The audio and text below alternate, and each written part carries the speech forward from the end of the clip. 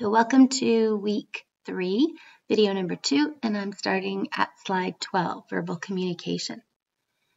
So when you deliver your elevator pitch, in addition to making sure your nonverbal communication, even if I can't see your body, as you'll have learned from the last slides and the content in them, nonverbal communication is also things like those pauses, right, at the end of a sentence.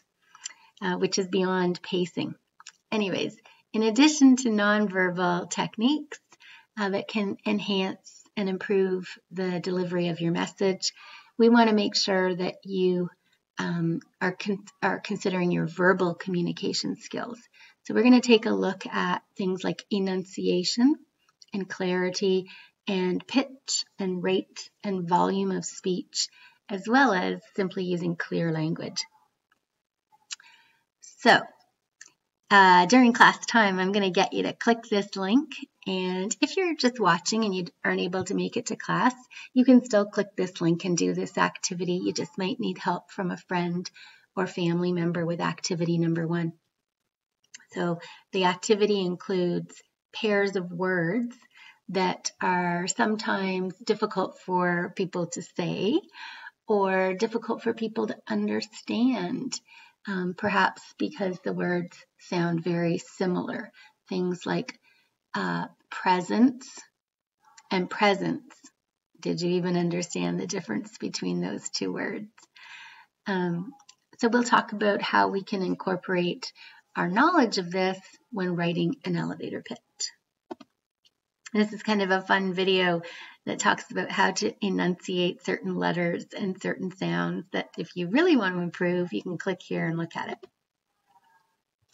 This video or this page has a link to kind of 2 different examples of how one word said at different pitches, rates, and volumes of speech can convey so much meaning. Okay, so how just your pitch, rate, and volume can convey meaning. It doesn't necessarily have to be a whole story. So have some fun and watch these. This one might be a little offensive. If you don't want to be offended, watch this video and read this book.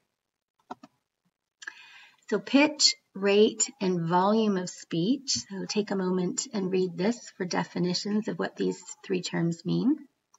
I've also got some links here to see these definitions applied either in a video or in a textbook excerpt to learn a little bit more.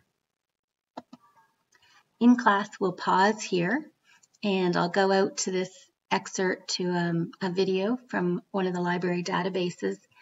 And what it does is it has 2 different people read the exact same information, script, and their body language and their pace and their volume and their pitch give completely different messages. And so you can see how important it is not just to write a very good elevator pitch, but to perform your elevator pitch with your verbal language and your nonverbal language in such a way that it convinces your audience.